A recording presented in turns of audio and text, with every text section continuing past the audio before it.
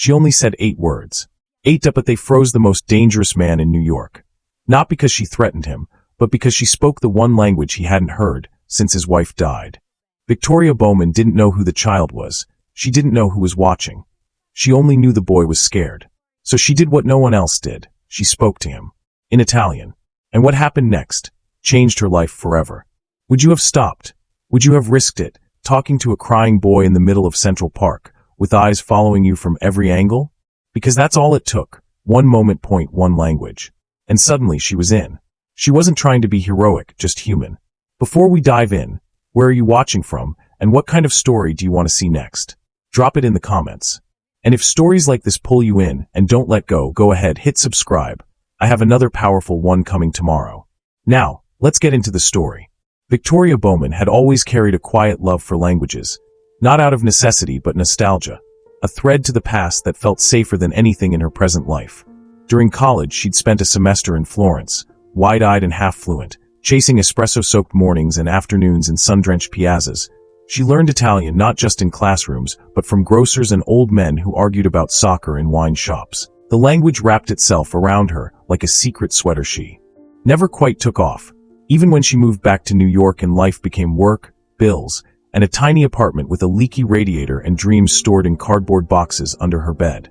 On the day it happened, Victoria had no plans other than grabbing groceries and visiting her grandmother Hope.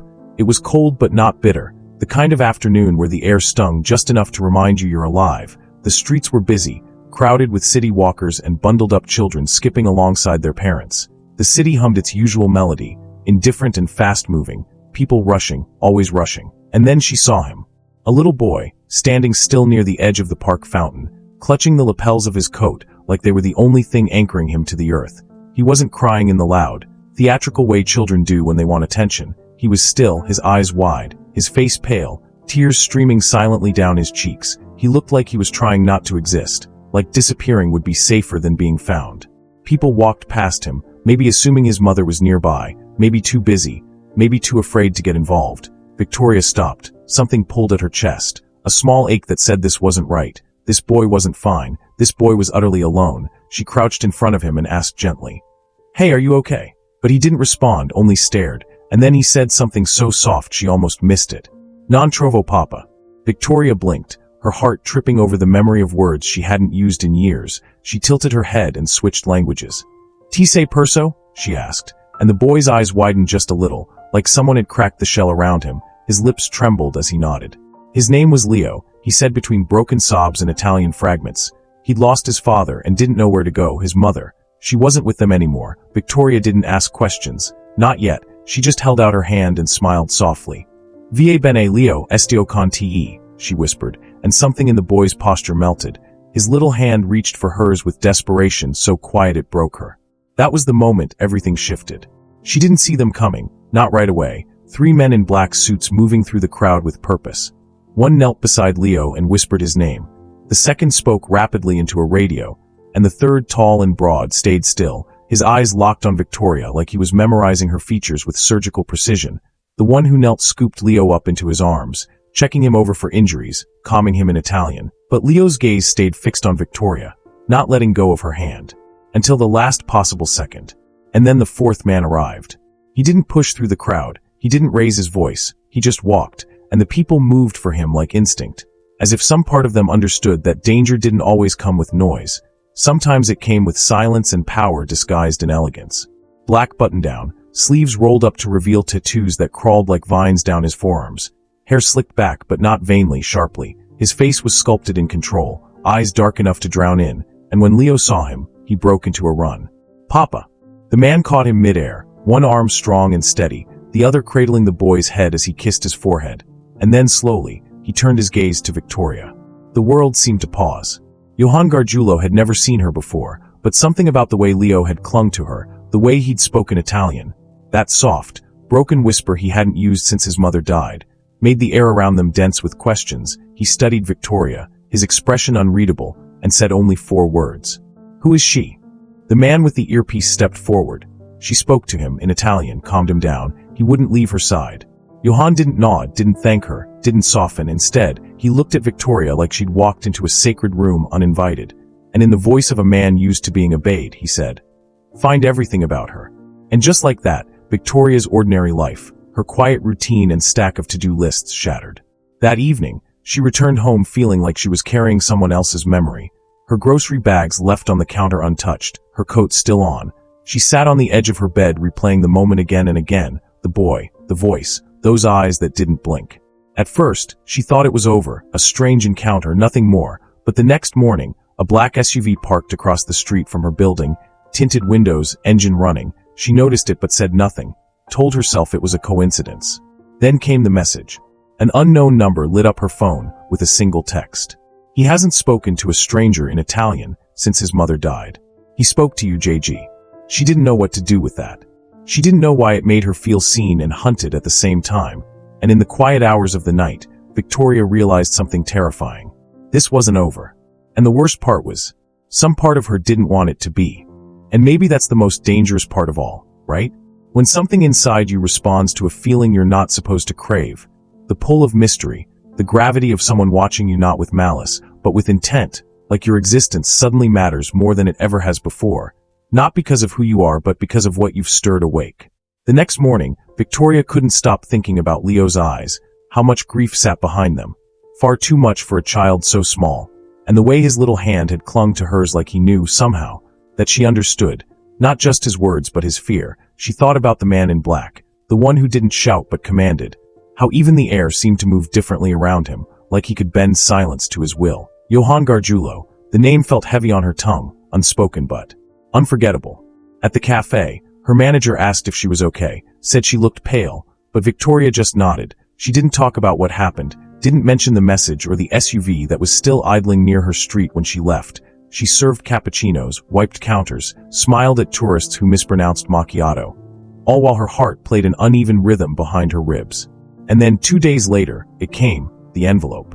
No return address, no name, just a pale cream envelope with her name handwritten in beautiful, deliberate cursive.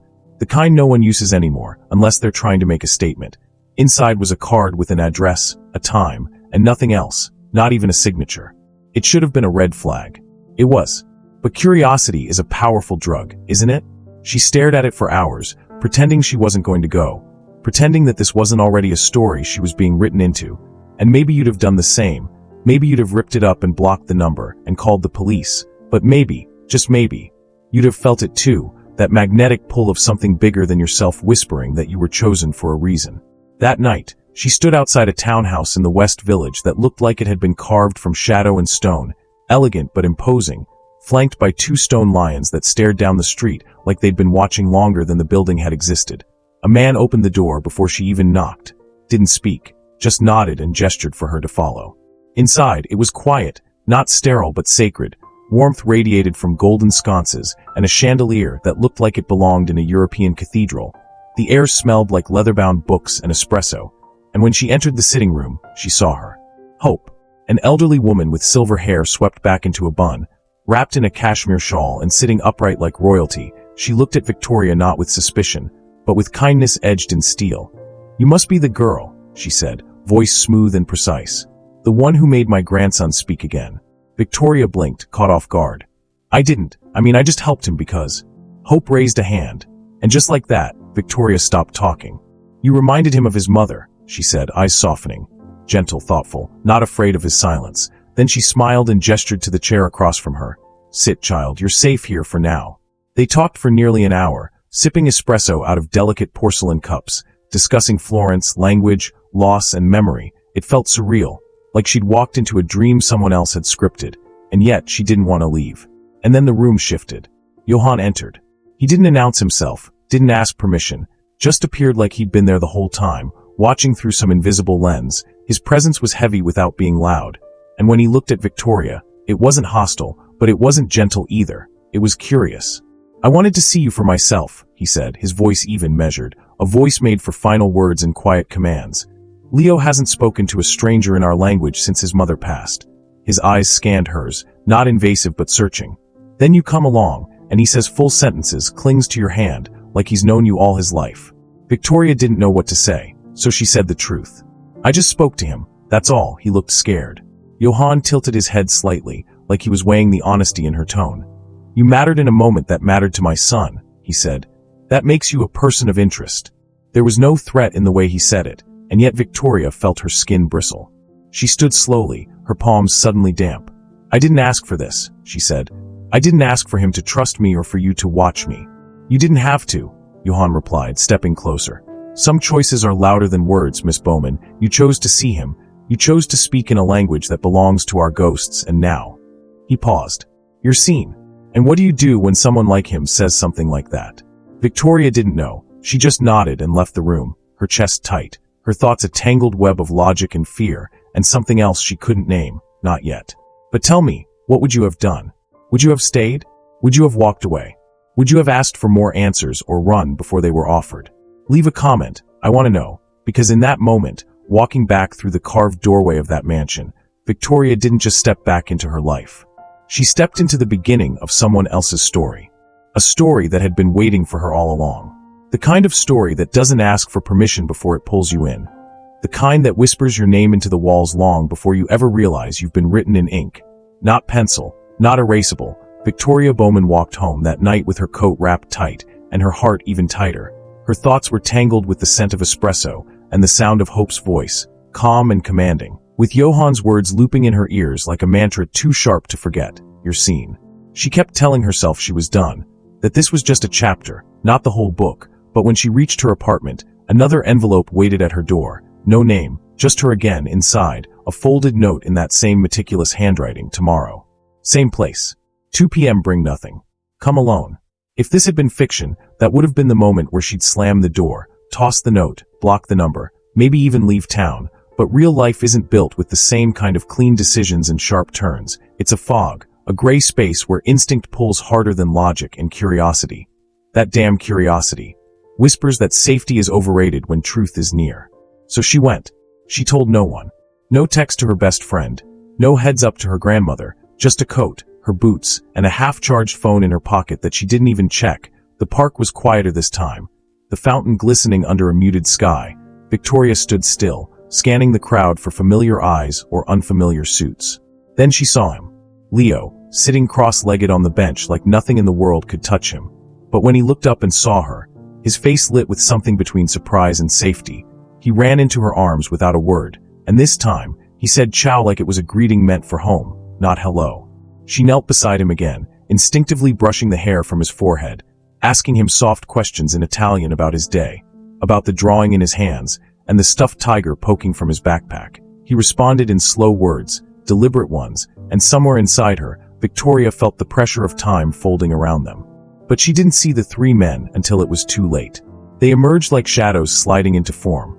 One crouched beside Leo without a sound, checking his pulse, murmuring something into a mic so small it looked like a thread on his collar. The second kept his gaze fixed on Victoria, not unkind but unreadable. The third stepped back slightly, speaking low into his sleeve. We found him, and her. It wasn't loud, but Victoria heard it. She froze. Not because she feared being arrested or harmed, but because the way it was said didn't sound like a report to law enforcement. It sounded like a message delivered to someone far more important than any officer. And then the air shifted. Not because of wind, not even because of movement, but because presence is a kind of weight that doesn't need volume to be noticed. Johann arrived. Victoria hadn't seen him approach, but there he was, dressed in a fitted dark coat, his hands bare, no gloves despite the chill, the tattoos on his knuckles almost looking like script written by fire. Leo stepped back into his arms like it was reflex, like gravity didn't apply when it came to his father. Johann looked at her again, and this time, something was different. Not curiosity. Not suspicion. Recognition. Like he'd already played out this scene in his head, like he'd known she would return because the kind of people who leave don't kneel at fountains for children they don't know. He looked down at his son, who whispered something into his ear, then looked back at her. He says you make him feel safe, Johann said quietly. He doesn't say things like that. Victoria didn't know what to say. She stood slowly, brushing her hands on her coat to hide the tremble in her fingers. I didn't do anything special, she murmured. I just listened. That's more than most, Johann replied. Most people walk past the crying ones, you didn't. There was a pause, and then he asked her a question that changed everything. Do you know what happens when someone makes a child of mine feel safe? Victoria hesitated, unsure if it was rhetorical or threatening or both. Johann's gaze didn't waver. They become ours to protect. And just like that, The edge of the story became a cliff, and she'd already stepped off it. He offered her a ride, she refused. He nodded like he expected that. Then he handed her something, a small black device, like a panic button, no branding, just smooth plastic and a single indent for a finger. If anything happens, he said, press this once. What kind of anything? She asked, her voice quieter than she meant. Johan's answer was even quieter. The kind of thing that happens when the wrong people see the right one in the wrong place.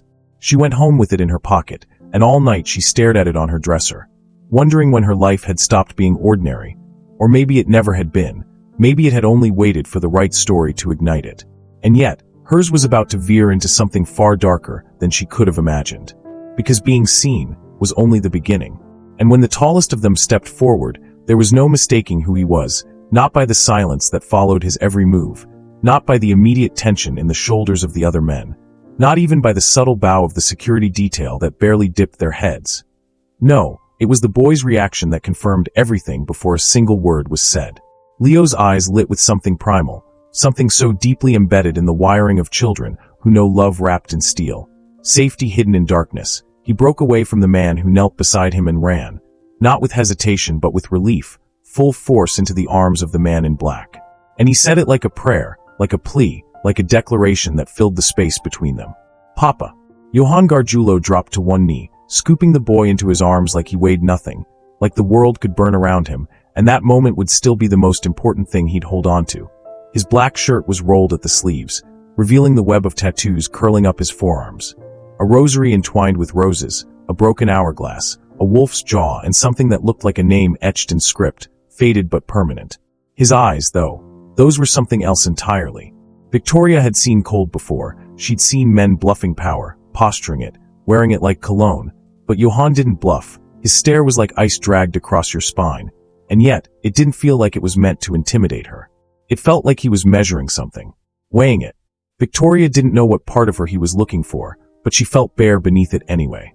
He didn't say thank you, not right away, just whispered something into Leo's ear, kissed his temple, and then slowly turned his head back toward her. You were speaking to him when we found him, he said, voice low and razor-sharp, not cruel, just absolute. Victoria nodded. He was scared, she answered. He didn't know where he was, and no one was helping him. Because no one speaks his language, Johann said. And even if they did, they wouldn't kneel. It wasn't a compliment. It was a statement of fact, like he'd already run every possible scenario, and knew she was the only one who would have stopped. Then he turned to Marco, the broad-shouldered man in tactical black who stood like a locked vault, and said just 3 words. Get her name. That's when Victoria's stomach dropped. Because until then, it had all felt strange, but not irreversible. Now it was real. Marco stepped forward, not threateningly, but with purpose, tapping something on his phone, and then waiting for a moment. Victoria Bowman, he read from the screen. 29, barista, speaks fluent Italian, lived in Florence, no priors, no affiliations, father deceased, mother in assisted care. Victoria stared at him, stunned. How do you? Johann raised a hand to silence her, then took a slow step forward. I had to be sure, he said. The moment Leo spoke to you. I had to know who you were, what you wanted, and what made you so different from everyone else in that park. She swallowed hard. I didn't want anything. Exactly, he said, and that's the most dangerous kind of person. The one who acts from instinct, not agenda. Victoria felt the weight of every word pressing into her chest, because this wasn't about the boy anymore. Not really. It wasn't even about the language she spoke, or the kindness she gave. It was about what it revealed. Johann wasn't thanking her. He was claiming her. Not like property, but like a variable in a very dangerous equation he could no longer ignore. Then he said it. Not as a request. Not even as a warning. But as a conclusion he'd already made peace with. You're coming with us. Not please. Not if you want. Just a quiet command that held no room for negotiation. Victoria opened her mouth to object, but something about the way Leo's hand clutched his father's shoulder, the fear that still hadn't completely left his eyes, made her pause. She nodded once. Just once. And followed. They led her to a car she hadn't seen arrive, matte black, unmarked, the kind you see in movies and tell yourself is government, or worse. And when the door closed behind her, the sound was final. Inside, Johann didn't speak right away. He let the silence stretch, let her feel the gravity of the choice she didn't get to make, but somehow already owned. Then he said, you can leave after this meeting if you want. Victoria looked up. But I don't think you will. And honestly, neither did she. Because something had already shifted. something that wouldn't return to its original shape no matter how hard she tried. You ever have one of those moments? Where life doesn't ask if you're ready, just moves forward and drags you behind it. Where you're no longer the spectator, no longer the extra in someone else's story, but a central character, like it or not. Tell me in the comments if you've ever felt it, that eerie sense that your next step will define the rest of the story, even if you're not the one writing it. Because for Victoria Bowman, this wasn't just about a lost child anymore. It was about what you become when a mafia boss sees you. Not as a threat, but as something sacred. Johann Gargiulo didn't thank her, not with words, not even with a nod. Instead, he simply studied her like she was some encrypted artifact left behind by fate, something ancient, delicate, and far too dangerous to open carelessly. He sat across from her in the vehicle, silent, his fingers resting against his lips in thought. The kind of stillness that doesn't come from calm, but from a mind always calculating, mapping every breath, every twitch, every heartbeat in the room. Victoria didn't know where they were going, and part of her didn't want to ask, because asking made it real, made it something she was now complicit in. The city blurred past the tinted windows, skyscrapers bleeding into low-rises, and then into narrow streets lined with ivy-covered iron balconies, like Manhattan had suddenly remembered its age. She stole a glance at Leo, who had curled against his father's side, thumb brushing over the worn corner of his stuffed tiger, and despite everything, despite the armored vehicle, the silent guards, and the overwhelming feeling that she had just stepped through an invisible gate, he looked peaceful, safe, as if being near Johann returned gravity to his world. That's what made her stay quiet. Because whatever Johann was, whatever this family was wrapped in, this boy didn't flinch when he was close, he didn't recoil or shrink, he leaned in like children do when love and power live in the same breath. But Johann wasn't looking at Leo anymore. He was looking at her. And not in the way men often do when they're trying to make sense of a woman's beauty or mystery. No, he was looking at her like she was a piece of the puzzle that didn't match the edges, like she'd shown up in a painting before she was painted. He leaned forward then, elbows on his knees, voice smooth, low, and entirely intentional. "Who are you really?" Victoria blinked. "What do you mean?" "I mean," he said, "what part of you knew to speak to him like that? Not just the words, but the tone, the rhythm, the breath between sentences, because you didn't just calm him, you undid him." She didn't know how to respond to that, because it wasn't a compliment. It was suspicion laced with awe. "I lived in Florence," she said after a beat. 6 months, exchange program during university. I fell in love with the language. It just stayed with me. Johann tilted his head, processing that, letting it turn over in his mind like a coin that needed to land on its edge. "And the compassion?" he asked softly.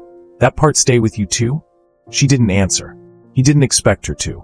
Then came the 3 words that she would never forget. Words not spoken to her, but about her, as if she had already left the room. Find everything about her. It wasn't a suggestion. It wasn't barked, it wasn't whispered, it was etched in the air like commandment, directed toward Marco, who nodded once and began typing something into his phone again, with that calm efficiency that made your spine cold. Victoria felt it like a bruise before it even formed. The invasive weight of being seen too much, the paradox of being invisible your whole life, only to become the center of someone's surveillance in a heartbeat. She wanted to ask why. Why she mattered. Why he looked at her like she was more than the woman who knelt by a fountain. But she didn't. Because the answer would have terrified her more than the silence. Instead, she said the one thing she shouldn't have. "You don't need to do that." And that's when Johann smiled. Not kindly. Not mockingly. But with the same expression a lion might give to a deer that just told it not to hunt. "You don't get to tell me what I need," he said. "Not in my car, not in my world." There was no threat in his voice. There didn't need to be. He didn't speak like a man who needed to intimidate.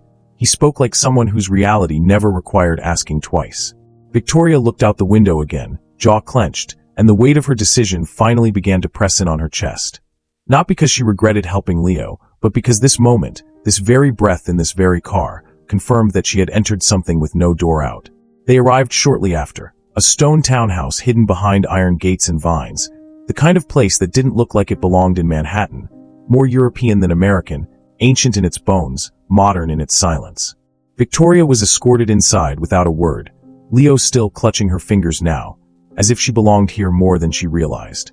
And as she stepped into the foyer, with marble underfoot and chandeliers overhead, she saw her reflection in the mirror lining the entry. Not just her face, but the weight on it. The knowledge that she had officially become someone a man like Johann Gargiulo needed to understand. Not for who she was, but for what she might become. Because Victoria's wasn't over. It hadn't even begun. And the next room she was about to enter would burn away the last traces of the life she thought she knew. That night, Victoria couldn't sleep. Not because of fear exactly, but because of that strange tension that sits just beneath the skin when your world changes in quiet ways. The kind that doesn't come with a crash or a scream, but with a whisper, a glance, a moment you can't explain to anyone because you're still trying to explain it to yourself. She lay awake staring at her ceiling like it might suddenly blink back. Every shadow on the wall bending with memory, not threat. She kept replaying it. The boy's eyes, the weight of his hand, the calm that passed between them like a secret they both instinctively knew not to speak out loud. And Johann, cold but not cruel, intimidating but never out of control. Like power was just part of how he breathed, part of how he moved through the world without ever asking for permission. Maybe it was a misunderstanding, she told herself again. Maybe he was just a very protective father. Maybe the tailored suits and veiled threats were just surface, and what she'd seen was only a family trying to stay together after trauma cracked them open. She rolled over, eyes on her phone now, the screen blank, no new messages, no missed calls. And yet somehow, she knew that wouldn't last. She wasn't wrong. At 2:11 a.m., her phone buzzed once, sharp and sudden in the silence, and she sat up before she even looked. The text was from an unknown number. No name, no emoji, nothing playful about it. He hasn't spoken to anyone since his mother died. Until you. Victoria read it 3 times before her heart fully reacted. Because knowing something is one thing, but hearing it confirmed from a source you can't see, that hits differently. This wasn't random. This wasn't coincidence. This wasn't even kindness anymore. This was connection, and it had consequences. She didn't reply, didn't type anything, didn't dare ask who sent it, because deep down, she already knew. There was something unbearably intimate about it. Something invasive but not cruel, like she'd been pulled into a current without ever stepping into the water. And if Johann Gargiulo had noticed what she meant to Leo, what she represented, she knew now that walking away wasn't an option anymore. Not because he'd forbidden it, but because it simply wouldn't be allowed, not by fate, not by consequence, not by the chain of moments that had already started pulling her deeper. She got out of bed and paced her room, bare feet against cold wood, arms crossed, mind racing. Why her? Why now? Why this boy? Victoria went to the window, stared down at the empty street, and tried to remember what her life felt like before today. She couldn't. Not fully. There was a knock at the door around 10 the next morning. Not urgent, not loud, just a polite rhythm with weight behind it. She hesitated, then opened it. It wasn't Johann. It was the old woman from the townhouse. Hope. Still elegant, still warm. Still carrying that grace that only comes from having survived things no one asks about. I thought you could use a walk, she said. No preamble, no explanation, just that, as if it were the most natural thing in the world. Victoria didn't argue. They walked through a quiet park tucked away between avenues, the kind of place you'd never notice unless someone brought you there. Hope didn't ask questions, she didn't probe, didn't lecture, she just told stories about Florence, about gardens, about her son when he was young, softer, still learning what it meant to bear the family name. Leo's mother was quiet too, she said after a while. But she had fire, not the kind that burns down cities, the kind that keeps one house warm for years. Victoria didn't know what to say. Hope looked at her, eyes kind but knowing. You reminded him of her, not in face, not in voice, but in the way you looked at him. Like he was human, not a burden, not a secret, just a boy who needed to be found. Victoria swallowed hard. I didn't do anything special. You did, Hope said. You saw him. They sat on a bench beneath a willow tree, sun spilling through the leaves like filtered gold. I don't want to be involved in things I don't understand, Victoria finally said. Hope gave a soft smile. None of us ever understand it at first, dear, but some of us, we don't get to choose whether we're involved, only what we do once we are. Victoria didn't know whether to be comforted or terrified by that. They walked back in silence, the kind that holds weight instead of emptiness. And when they reached the steps of the townhouse again, Hope turned to her one last time. You don't have to be afraid of Johann, she said. But do be honest with him. He respects truth more than loyalty. Victoria nodded, unsure whether that was a warning or a welcome. And when she stepped inside, the air was different. Not heavier, just expectant. Like the house itself was waiting for her to decide what she was willing to become. Because now, it wasn't just about Leo anymore. It was about the role she'd already begun to play. And whether she could step back from it without losing a part of herself she hadn't even known she still had. 3 days passed, quiet on the surface but loud beneath. And just when Victoria started to believe the silence might stretch long enough to forget what the inside of that house felt like, a letter arrived. Thick cream paper slid beneath her door like it belonged there. No name on the front, just a single thing written in calligraphic ink, an address, carved into her memory before she even unfolded it. She held it for a moment, wondering if it was a test, or a summons, or maybe both. Inside the envelope was a square white card, unmarked except for one sentence in slanted handwriting that felt almost tender. You matter now. No signature, no threat, just that. It was worse than a warning, because it was real. The address, 87 Blanton Street, sounded made up, the kind of place you'd hear in old novels or whispered between characters in movies that always ended in betrayal or blood. But when she searched it, there it was, plain and beautiful, tucked in a wealthy corner of the city that felt like old money and ancient secrets. She didn't ask herself if she would go. She already knew. So the next morning, wearing something simple but careful, she walked to the address, each step slower than the last, heart pounding with something too sharp to be called fear and too curious to be ignored. The townhouse stood behind two stone lions, their mouths open, frozen in something between a snarl and a yawn, watching her with ageless judgment. She stood there for a full minute, hand hovering near the iron gate. And if you've ever stood on the threshold of a choice you can't take back, you'll understand how the wind sounds different there, like it's whispering things you're not quite meant to hear. What do you think she should have done in that moment? Walked away or stepped in? Leave your thoughts in the comments, because some choices only feel like choices until you look back and realize they were already made for you. The gate buzzed open without her touching it. She stepped inside. A woman with silver hair and perfect posture opened the door, her smile soft, eyes sharp. You came, she said, like she'd known all along. It was hope.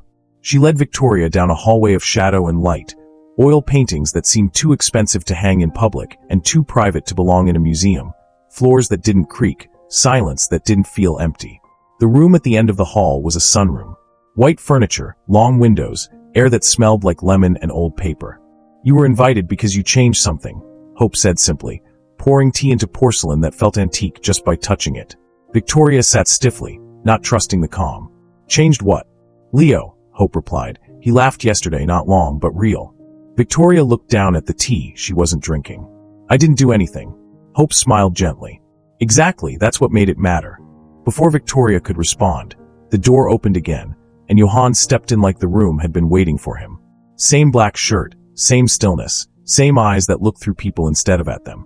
He didn't greet her, not formally, just nodded once and took the chair across from her, elbows on knees, leaning forward like he wanted to read something that wasn't written down. You studied in Florence, he said, not asking. Victoria didn't answer. He continued anyway. You helped my son without knowing who he was, without asking for anything, without fear. Most people are either opportunistic or terrified. You were neither. She swallowed, unsure what to say to that, unsure if it was praise or interrogation. Johann turned his head slightly, studying her as if her existence complicated something he didn't like having complicated. Then he said the one thing that shifted the entire room. You mattered in a moment that mattered to my son. That makes you a person of interest. Victoria blinked. Is that supposed to comfort me? No, he said. It's supposed to prepare you. Hope cleared her throat gently and stood. I'll leave you too, she said, walking out as though she hadn't just dropped Victoria into the middle of something enormous. Victoria's breath came a little faster, not quite panic, but not peace either. I'm not trying to be involved, she said, voice lower than she meant.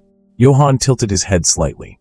You are involved, Miss Bowman. You were the first person Leo spoke to in Italian since the day his mother was buried. Whether you meant to or not, that means something. Victoria stared at him, trying to find the edge of the moment, the place where she could step back. I didn't ask for this, she said. You didn't have to, he replied calmly. Some debts right themselves, and some protections come whether they're requested or not. She stood suddenly, the chair pushing back louder than she wanted. This isn't protection, she snapped. It feels like surveillance. Johann didn't rise, but his words did. You are not in danger because of me, he said. You are in danger because someone like you walked into a world like mine. I didn't pull you in, but I will not let you drown. The silence between them cracked. Because it wasn't a threat. It was a promise. And that was scarier than anything else. So when she left the house that day, walking through the lion-guarded gate and into the light again, Victoria knew one thing with absolute clarity. This wasn't about a boy anymore. It wasn't even about a father or his ghosts. It was about power, yes. But it was also about attention. And the moment Johann Gargiulo decided you were his responsibility, or his curiosity, you stopped being invisible. You became part of the story. And stories that start this way? They don't end quietly. So let me ask you, if you were in her place, would you stay? Would you follow the thread? Or would you run, knowing you might never be unseen again? Let us know down in the comments, because what happens next will make that choice matter more than you think. Hope had a way of speaking that made silence feel like punctuation, like each word she delivered was pre-cut from memory, dipped in something warm, but never soft. She didn't waste time with introductions or preambles, didn't ask questions Victoria wasn't ready to answer. Instead, she studied her with the stillness of someone who'd seen the inside of storms and learned how to smile through them without losing her shape. You reminded him of his mother, she said again, placing the porcelain cup between them on a silver tray that didn't dare clink, her voice barely louder than a whisper, yet impossible to ignore. Not just your words, but your presence. You sat beside him like nothing in the world was watching, and you gave him your language without asking for his story.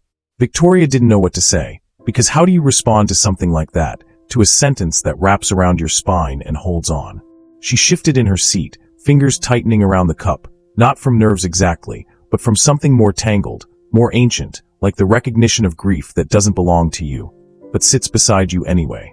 Is that why I'm here? She asked. Because I speak Italian? Hope smiled then, and it wasn't pity or sarcasm or elegance, it was something else entirely, relief. No, she said gently. You're here because he let you in, and Johann doesn't open doors without knowing who's on the other side.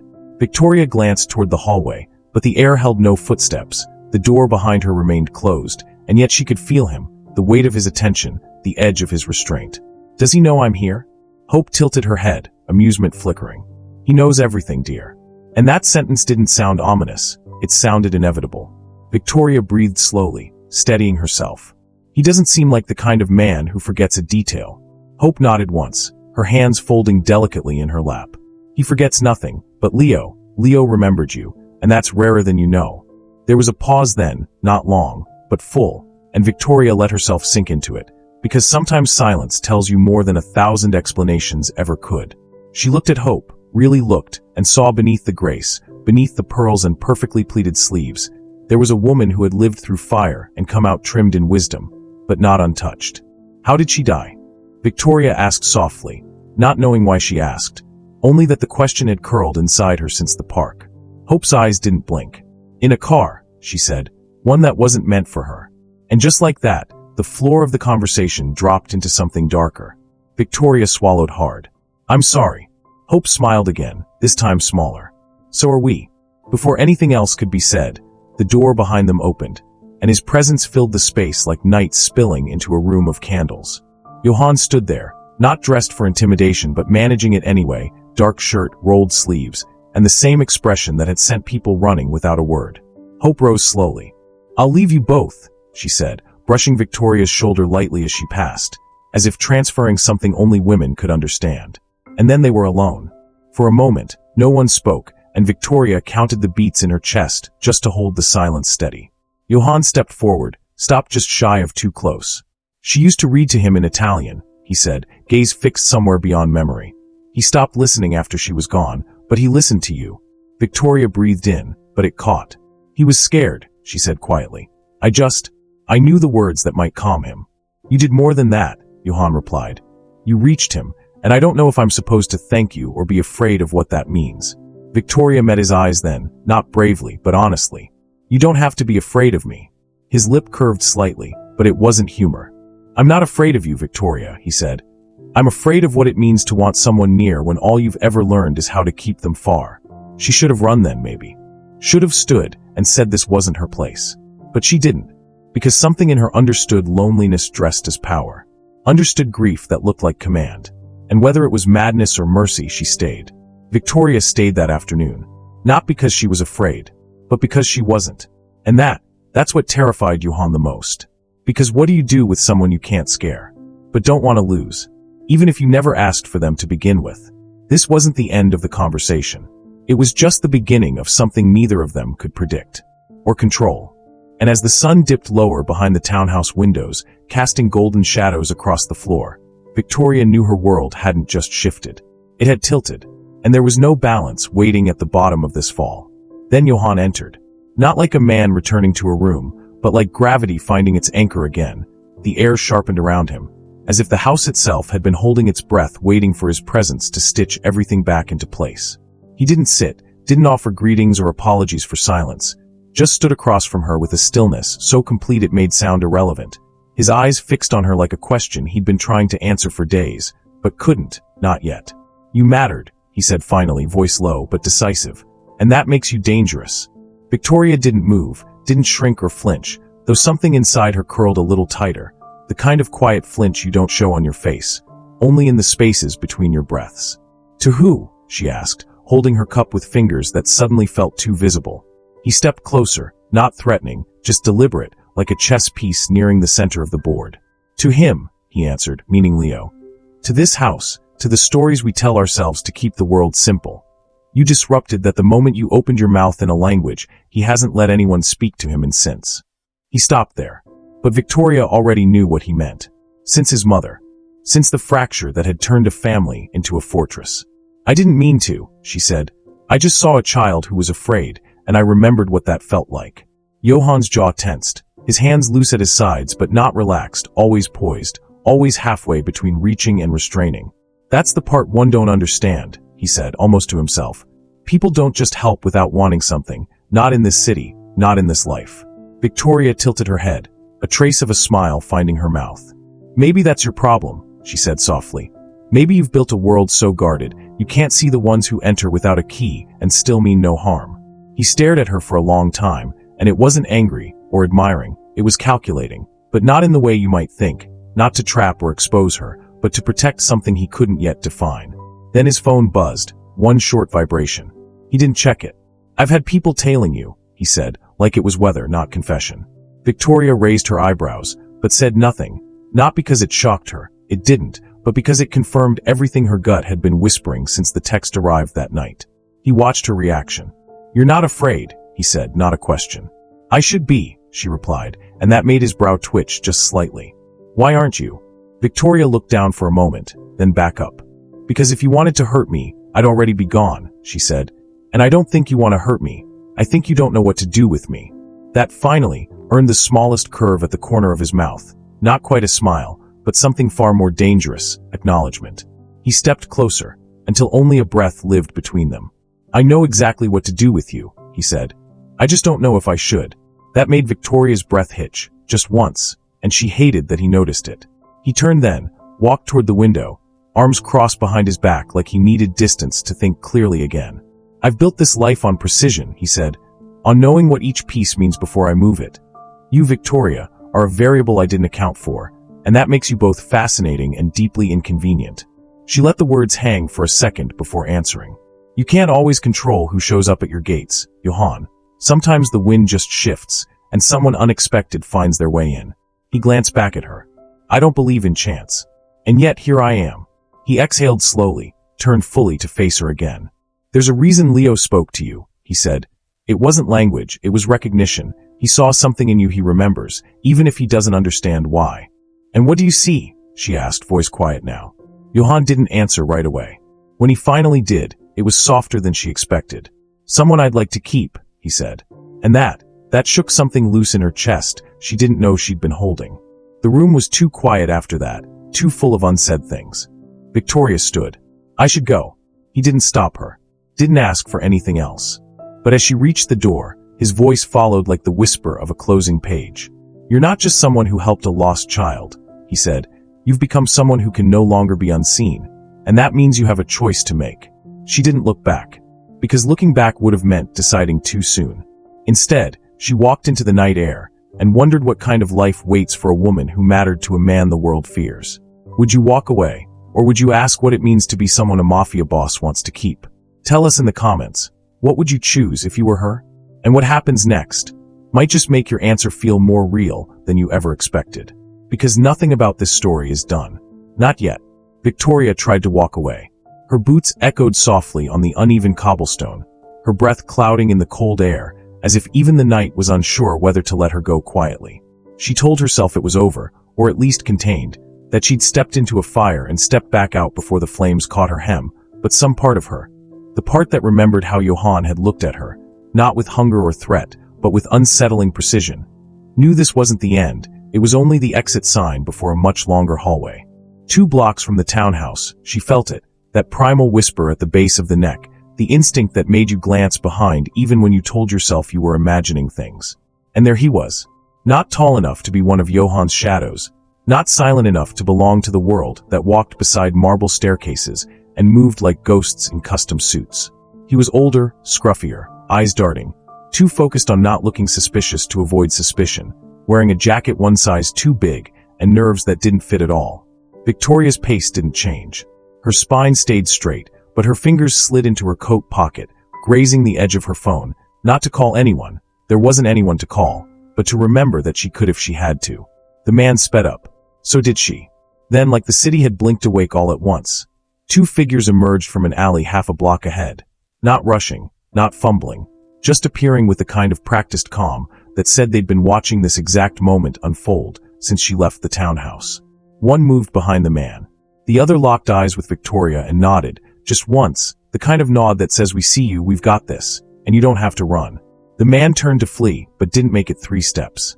No violence, not even a sound, just a swift press against the wall and a low, murmured command she couldn't hear. Victoria stood frozen until one of Johan's men walked back toward her. Marco, the one who hadn't blinked back at the fountain. "You're not in danger," he said, voice even, "but you are now noticed." She almost laughed. Almost. "Is that supposed to make me feel safe?" He didn't answer, just glanced at the alley, then back at her. "Go home," he said. "You'll be watched, but no one will come close, unless they have a death wish. And if I don't want to be watched..." He paused, then offered a rare flicker of something almost like sympathy. "Then you shouldn't have spoken to the boy." The walk home felt longer, even though it wasn't. Every stoplight pulsed too red, every passing car a little too slow, every reflection in the glass a beat late, as if the city itself was lagging behind her story now, catching up with the new weight she carried. She slept with the chain lock latched and the light above the stove left on, just in case her nightmares needed soft company. The next morning, a small package sat at her door. No note, no name. Inside, a silver chain, simple, delicate, and unmistakably expensive. Attached was a tiny pendant. A lion. Not roaring, just watching. That afternoon, at the cafe, a man she didn't know paid for her lunch before disappearing without ever making eye contact. A woman left a folded napkin with only 2 words inked in perfect cursive. "He protects what matters." Victoria didn't know if it was comfort or control, or something far messier in between. She wasn't sure if this was safety, or if it was surveillance that came dressed as care. But something in her had changed. Not fear. Not exactly. More like awareness. The kind you don't unlearn. The kind that stays behind your ribcage, whispering what-ifs into your quietest hours. She opened her journal that night and wrote one sentence. How do you go back to invisible after someone like him decides you matter? She didn't know the answer, but she knew she wasn't invisible anymore. And maybe, just maybe, she didn't want to be. Stick with me. Because what happens next changes everything. Again, another message. It came just before dawn, that hour where the city holds its breath and even the chaos feels asleep. A soft vibration on her nightstand, barely louder than the hum of the radiator beside her bed. She reached for the phone without opening her eyes. Instinct now, part reflex, part dread, part curiosity she hadn't yet learned to silence. One line stared back at her in the blue-white glow of the screen. "You're now protected, whether you like it or not." No name, no signature. But she didn't need one. She knew exactly who it was from. Johan Gargiulo didn't sign his threats. And this wasn't exactly not a threat. It wasn't safety either. Not really. It was something worse. It was certainty. Victoria sat up slowly, pulled the blanket tighter around her like it could shield her from this world she never meant to step into, and stared at the window where her reflection looked more like a stranger than it should have. The word protected echoed in her mind, but not like comfort. More like a word being tapped against a locked door, steady, relentless, hollow. Outside, the same black SUV was still parked across the street. Lights off, engine off, but definitely not empty. She knew they were watching. She just didn't know whether they were waiting for something to happen, or making sure it wouldn't. And that question alone had started to chip away at the thin wall she'd built around her own autonomy. She showered quickly that morning, dressed in silence, avoided her phone like it might explode if touched the wrong way, and walked 3 blocks out of her usual route to work just to feel like she had some kind of choice left. But even there, at the tiny cafe tucked between an antique bookstore and a florist that always smelled like cut peonies, there was no escaping him. Not directly. Not yet. But in pieces. A man who didn't order coffee, only tea, and left a $100 tip. A woman with sunglasses too dark for an overcast morning, who sat near the window but never looked outside. A florist delivery for her with a note that simply said hope thought these might brighten your shift. Not signed. Not needed. She knew. They all pointed back to him. Not in straight lines, but in spirals, the kind that pulled tighter with every rotation. Victoria leaned on the counter and watched the street as if it might start speaking in answers, her fingers absently tracing the rim of her coffee cup, her mind already drifting toward questions that didn't belong in normal lives. Was she a pawn? Or something else? Was this obsession? Or obligation? Or was this simply how men like Johan marked territory? Not with violence, not yet, but with gestures that felt like gifts until you realized they cost you something you didn't remember giving away. Her co-worker, a girl named Lila, glanced at her, then at the flowers, then back again. Secret admirer? She teased, smiling. Victoria forced one in return. Something like that. She didn't want to lie. But the truth wasn't something people like Lila should have to carry. And maybe deep down, she knew once you started speaking this kind of truth out loud, it became more real than you were ready for. Later that night, she found herself writing again. Not a journal this time, but a letter. To no one. Or maybe to herself. If this is what protection looks like, why does it feel like a cage made of velvet? She didn't send it. Didn't even sign it. Just folded it neatly and tucked it behind the spine of an old Italian phrase book she hadn't opened since college. The same book that once made her feel cultured. Now it just felt cursed. She opened to the middle. Ran her fingers over a sentence she remembered loving once. Tu sei al sicuro con me. You are safe with me. She wasn't sure if she believed it anymore. Not from anyone. Not even herself. And now, I've got to ask you this, and I want you to really think about it before you answer in the comments. If someone told you that you're protected for life, no matter what, but it meant giving up your freedom to choose where you go, who you talk to, even how you sleep at night, would you take it? Or would you fight the very thing trying to keep you alive? Tell me below. Because Victoria, she's about to find out what kind of person she really is, and what kind of man Johan becomes, when protection starts to look a lot like possession. Stay close. The next move will change everything. And it didn't sound like a justification, it sounded like a truth he didn't want to say out loud. Victoria stood in the middle of his study, dark wood floors, heavy velvet curtains, the scent of old books and espresso lingering like memories, and everything about the space felt like him, composed, controlled, unapologetically powerful. But tonight, she wasn't going to be silenced by surroundings or history. She had come with questions, not pleasantries. She turned slowly, her eyes sharp, voice low but unwavering. Then pull me out. Johan didn't flinch, didn't blink, he just looked at her with something between sorrow and calculation. If I could, he said, I might. Victoria's chest tightened, not from fear, but from the weight of something far worse, inevitability. He stepped closer, not looming, but deliberate, the kind of closeness that didn't need to feel threatening because it already changed the air. You think this was about control, he said, but I didn't seek you out. She laughed, one bitter note. Your men followed me, your car sat outside my building for 3 nights, you sent flowers, without names, messages, without context, and now you say you didn't seek me? He paused, as if weighing something heavier than pride. I sought answers, he replied, voice quieter now, and every one of them led back to you. That stopped her. Not because it made sense, but because it didn't. He walked past her to the sideboard, poured a drink he didn't touch, then stared into it like it might tell him what he couldn't tell himself. My son hasn't spoken since his mother died. He said, not to me, not to tutors, not even to Hope. Victoria stayed silent. But he spoke to you, Johan continued, and it wasn't just words, it was trust, immediate, unearned, real. She crossed her arms. That doesn't give you the right to decide what I am in your life. His eyes flicked up. No, but it gives me the reason. For a moment, neither spoke, just the hum of the city beyond the walls, and the ticking of a grandfather clock that might as well have been counting down to something neither of them could see. Finally, she stepped forward. Do you want me here because of Leo? He didn't answer. Or because of me? Still no reply. But his silence, it was the kind that screamed. She felt it in her skin, in the air between them, in the way he looked at her, like a man not used to being unsure, but suddenly unsure of everything.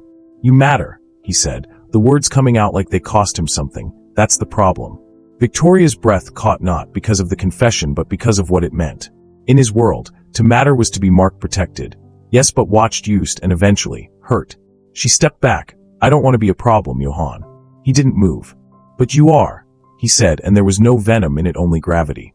Like she'd become a variable he couldn't remove or ignore or control. She turned toward the door hand on the brass handle, her voice almost a whisper. Then maybe let me go before I become yours. Behind her, he exhaled slowly. Victoria. He said, you already are. The door didn't slam, she didn't run. But when she left, she wasn't the same. And maybe that was the real danger all along. She walked home in silence, the streets strangely quieter than usual. Her shadows stretched long behind her under flickering streetlights, and with every step, she tried to remember what it felt like to be just a girl in a city not someone seen, not someone followed, not someone owned. But memory is a funny thing, it gets rewritten the moment someone else starts writing your story. She reached her building, looked back once. The street was empty. But it never really was anymore. She knew that. And so do you, right? Because for Victoria, that sentence was "Stai bene, piccolo?" And it rewrote her life before she even knew what she'd said. The word sat heavy in the air, not like a threat but like gravity, unavoidable, undeniable, a truth neither of them wanted to admit out loud. Victoria didn't blink, didn't flinch, but inside her, something shifted, not fun, it, even anger, something more dangerous, recognition. This wasn't a man trying to intimidate her, it was a man trying to warn her, to protect her from something he couldn't control, even if that something was him. She crossed the room slowly, her boots echoing against the floor. The silence between them thickened with every step. Her voice, when it came, was quiet, but razor sharp. Then why not let me walk away before it gets worse? Johann met her gaze, unmoving, unblinking. Because I've spent my entire life building walls to keep people out, and for some godforsaken reason you walked in without asking. His voice cracked on the last word, not audibly, but in the way it slowed, in the way his hand clenched at his side, like he was holding back more than just emotion. Victoria felt that deep, like she had just wandered into a cathedral and accidentally touched something sacred. She turned slightly, looked toward the door again. Her instincts screamed at her, leave, cut ties, forget the boy, forget the man, forget the way his eyes softened when he mentioned his son. But her heart, the one thing she'd always trusted, it whispered something else entirely. Stay, understand, see what's underneath the ice. She let out a slow breath. You act like you're giving me choices, but none of this feels like mine anymore. He didn't argue, didn't explain. Instead, he walked to the small table near the window, opened a drawer, pulled out a box, wooden, unmarked. He handed it to her without a word. Victoria looked down at it, then back at him. What is it? His jaw tightened. Proof. She hesitated, then opened it. Inside was a necklace, silver, delicate at its center. A charm shaped like a tiny olive branch, worn at the edges, polished from years of touch. And behind it, a photograph. The boy Leo clutching a woman's hand, his bright mouth frozen mid-laugh. His mother. Victoria's throat caught before she could speak. She wore that necklace every day. Johann said she believed it meant peace could grow anywhere, even here, even in this world. He paused. She was wrong, but Leo, he still touches it when he's scared. Victoria gently closed the lid, held it for a second longer than she meant to. I'm not her, she said. I know, Johann replied, but for a moment, Leo forgot she was gone. That was it, the line, the reason. The weight of all of it. Victoria looked at him and saw not a mafia boss, not a threat, not a man built on violence and control. She saw a father, desperate, grieving, powerless against the one thing he couldn't command back into existence. Love. And that changed everything. Not the danger, not the imbalance, not the strange web being woven around her, but the context. It was no longer about control, it was about connection. And maybe that's what scared her most. She set the box down, her voice steady again. I didn't come here to fix anyone, not your son, not you. He nodded. I didn't ask you to. But you're still asking me to stay, she added. Silence again then. Yes. Victoria stepped back, the distance between them real again. I'll stay for him, but this thing, whatever's happening between us, it can't be part of that. Johann didn't move, didn't try to convince her. Just said, that's not your choice anymore. And somehow that terrified her more than anything else. So what would you do if someone said that to you, not with malice, but with truth? Would you run? Would you fight? Or would you listen to the one part of you that believed maybe, just maybe, this isn't about control but care? Tell me in the comments, would you have stayed? Or would you have walked out the door knowing it might never open again? The room held its breath, the walls, the floor, the air between them, everything stilled, like the city itself had paused just outside the windows. Her lips brushed his, not with heat, not with romance, but with a question, one she couldn't ask with words. Was there anything left in him that hadn't hardened, anything untouched by violence, anything human? He didn't move at first, didn't react like a man used to being wanted. He stood there still, as stone, like he couldn't believe it was happening. Then gently, almost imperceptibly, he leaned in. And for 5 seconds the world disappeared. No guards, no past, no names whispered through radios, no legacy of blood and silence. Just two people, one trying to understand the other, trying to remember what it meant to feel. When she pulled away, she didn't apologize, she didn't explain. He didn't ask. Instead, he touched the edge of her hand, not to hold it, but to see if she'd let him. She didn't move. He looked at her, then really looked, not the calculating stare of a man measuring risk, but the raw glance of someone who hadn't been seen in years. "I didn't think I could feel that again," he said quietly. Victoria exhaled slowly because in that moment she wasn't sure if what just happened made things better or infinitely worse. The line had been crossed and no one saw it happen. Not the boy, not Hope, not the men standing guard at every corner of his empire. Only them. And that made it dangerous. Because now it wasn't just about the child or protection or fate. Now it was about choice. A choice that neither of them had the strength to make out loud. She stepped back first, just enough to breathe again. "You know this doesn't change anything," she said. He nodded once. "I know, but it changed me." And with those words something inside her shattered. Not from funnet, even from guilt, but from recognition, because whether she admitted it or not, something had shifted in her too. She left the room in silence, the scent of espresso and polished wood still clinging to her coat. The cold wind outside didn't bite as hard as she expected because the fire in her chest was worse. She walked the long way home, ignored the black car, trailing a few blocks behind, ignored the looks she caught from strangers, as if they could see something on her. Mark a question.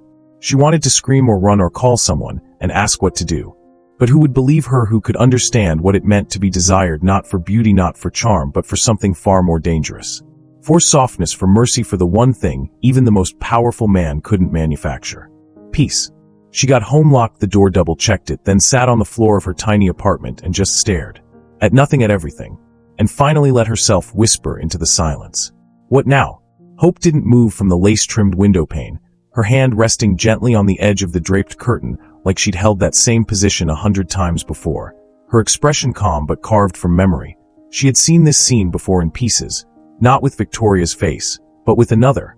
One now long buried, and only spoken of in whispers when the air was still enough to hold ghosts without dropping them. Outside, Victoria walked away from the mansion's stone steps, her stride unsure but steady, her silhouette brushing against the soft orange light that spilled from the antique lanterns. The quiet hum of protection followed behind her in the form of a parked car no one would dare question. Hope watched, not like a woman judging, but like a woman remembering. "You're doing it again." Marco's voice came from behind her, light but edged with concern. Hope didn't turn right away. She took a breath instead, slow and filled with something unspoken, then let the curtain fall back into place before she turned to face him. She kissed him, she said softly, not a question, not a surprise, more like the conclusion to a chapter she'd predicted before it began. Marco's jaw tightened, not out of disapproval, but out of what he didn't say. "He's not ready," he murmured. "He's still recovering." Hope walked past him slowly, her fingers grazing the frame of a photo on the wall. One taken long before things were what they are now. "No one is ever ready for someone who sees them," she said, her voice like wind slipping under the door. And she saw him, Marco, not the name, not the shadows behind it, just him.